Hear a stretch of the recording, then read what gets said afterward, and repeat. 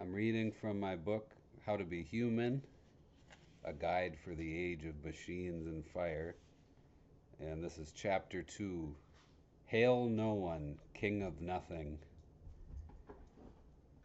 Many contemporary thinkers look back in time to Stoicism to help guide us in troubled times. I do as well. I suspect that Junior Broker was one such reader of the Stoics. I'm talking about the story I've just told from the previous chapter. One widely read seminal volume from this line of thinking is Marcus Aurelius's Meditations. Marcus Aurelius was a Roman emperor and philosopher who kept notebooks in which he wrote reflections on how to live calmly, virtuously, and bravely in the face of danger and all of life's troubles and tribulations. Interestingly, they were his personal notes, and I always read them that way. I imagine that powerful man in his darkest and weakest moments, writing by candlelight, trying to convince himself that everything was fine, that nature will take its course, and there's nothing to worry about. You can find the meditations online on almost anywhere, Project Gutenberg or the Internet Classics Archive or your local library. And that's really what the style that he wrote in. They were his personal notebooks. He didn't intend to publish them, and you can almost feel the waves of torture he's going through, and then he talks himself down from these existential crises he's having. It's very human. It's very relatable for me.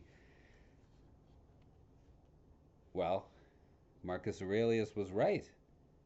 Nature did take its course, and Marcus Aurelius hasn't had any troubles now for nearly 2,000 years. He's totally safe. He returned to nature. Any little issue he might have had back then has now evaporated into nothingness. Perfectly fine, I guess. I mean, it's historically, scientifically, empirically true. The Roman Empire doesn't even exist anymore. Well, it does in this kind of haunting effect, in this cultural, in a really profound way. The Roman Empire does still exist with us today, but nonetheless, there's a funniness to that Marcus Aurelius was right. Nature took its course. He's gone now. Nothing can hurt him anymore. And there's something humbling in thinking about the great Roman emperor and general jotting down reminders to himself to be a better person and to treat others with patience. It's perhaps why the book remains popular. It's comforting to remember that one of the most powerful men who ever lived was also troubled by a fear of death and an immense inner struggle which he carried around every day inside of him. And we might find guidance in the words he wrote to himself to try to keep these horrible thoughts and feelings at bay. Life is tough, but Marcus Aurelius was tougher. And you are tough, too. I usually return to the meditations at least once a year, and I find comfort in that clear, cool stoicism. He was inspired by earlier thinkers like Epictetus and Seneca. If you're unfamiliar with that vein of thought, Stoicism could be roughly summed up as a kind of awareness of our perceptions of reality.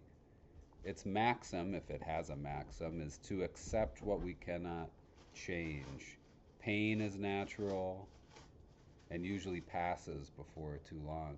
This is a great example, actually. We have a new puppy, and I can see her tearing apart some paper that she's grabbed from the trash, and one could shout and scream and cry and feel a lot of anger about this event that I'm quite literally witnessing happening behind my webcam. Or I can say that's the natural order of things. A puppy is going to be a puppy. A puppy is going to take advantage of my busyness and go run into the trash and grab some paper. And I would intervene if it were dangerous, but it's just a little scrap of tissue, basically, that she's tearing apart. And there you can hear the joyful pitter patter of the foot pads along the floor, going back and forth. In fact, we can choose to laugh about this. We can choose to find joy in the strange reality of the dog. I might have to intervene. That's Stoicism in a nutshell, though. Is how do you react to the situations around you? You can either be extraordinarily bothered by them, or you can just live and let live and say this is nature, and extrapolate that to everything. You will die one day, as will I. You can shift your perspective about that. You can say that, well, that's just the natural order of things.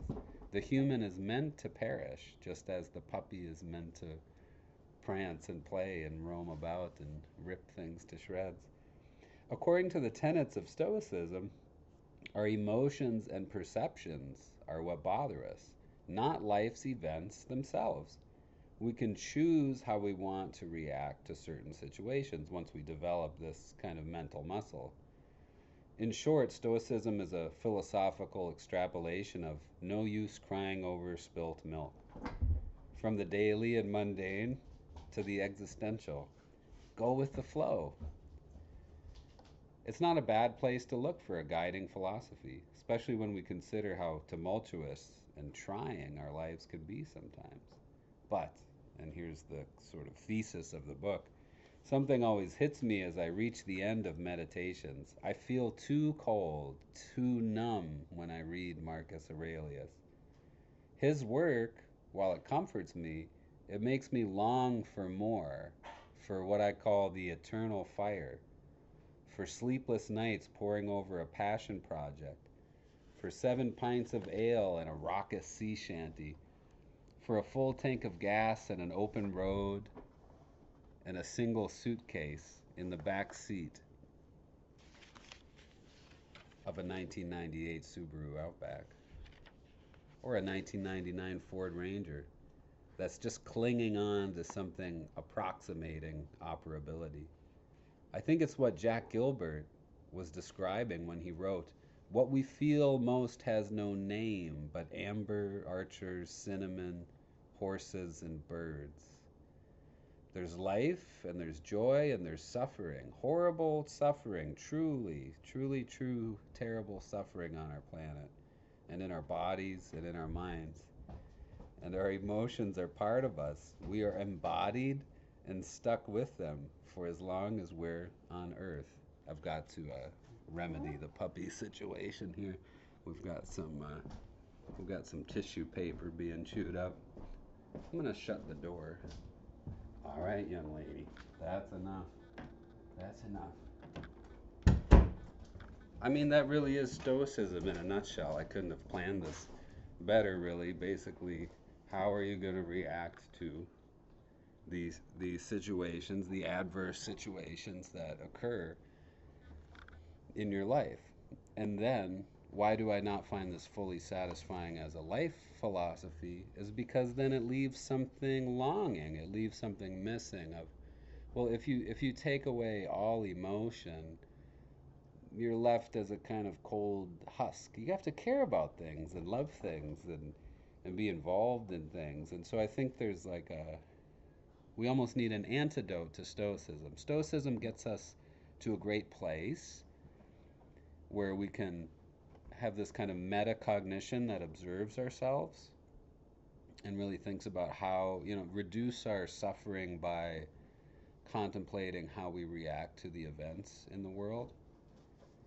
But then what are we going to do with our time? We don't want to just be offhand observers.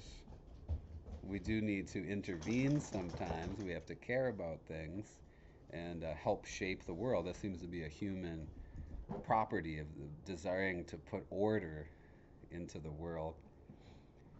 Imagine a mother grieving over a lost child. That's a profound sadness that's justified, maybe even necessary.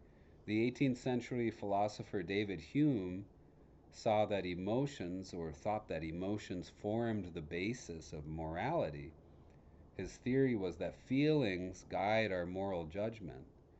After all, if death didn't scare or sadden us, why would we value life?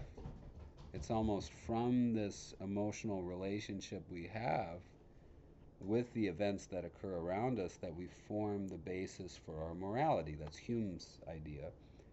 Thousands of years earlier, Aristotle wrote at great length about pathos, this human emotion, and forged an integral connection between virtue and emotion.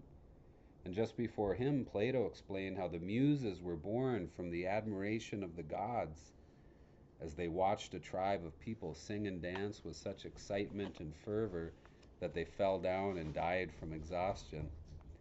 The gods honored these villagers through the creation of the cicada, a characteristically noisy and endlessly buzzing insect, and through the Muses, the spirit of dedicated celebration would live on. Everywhere we look in ancient Greek and Roman thought, we find something that pushes the boundaries of the doctrines of Stoicism. Stoicism doesn't give us the full picture of a life fully lived and fully satisfied. There are other avenues, other keys, other depths to explore. Creativity and emotion and passion were central to ancient Greek and ancient Roman thought. And I think we have for too long overlooked this unique generative capacity of emotion. Instead, we have everywhere tried to stifle and cure and restrain the emotion in our lives rather than, as Plato will suggest, to sort of allow divine madness to infuse inside of us, to lean into the fire, essentially, to lean into what makes you joyous. In fact, this is a common critique of Marcus Aurelius, that he has no provision for joy, that he has no provision for a life fully lived. Um, In his iconic and masterful, that's maybe a bit much, but in the dialogue Phaedrus, Plato explains that madness is a great gift from the gods. When we are in love, Plato tells us, we are gripped by a kind of madness. To this day, some 2,500 years after Plato's death, we still say someone is madly in love, as a kind of common expression to describe a particular kind of loss of control in relation to a love interest. But madness also gives us something that Plato thought of as a power of prophecy, the ability to be creative. Without madness, we cannot think of new ways to arrange society or new ways to exist in the world. Madness gives us rituals. Madness gives us the gift of poetic aptitude, according to Plato. Without the insights of madness and creativity, we would be stuck in our caves, never able to see the truth about the world we live in. Madness is a gift for Plato because it ultimately allows us to channel the highest order of wisdom and insight, and allows us to break free from the overly regulated, stale thoughts and the imprisoned, zombie-like processes that govern our lives.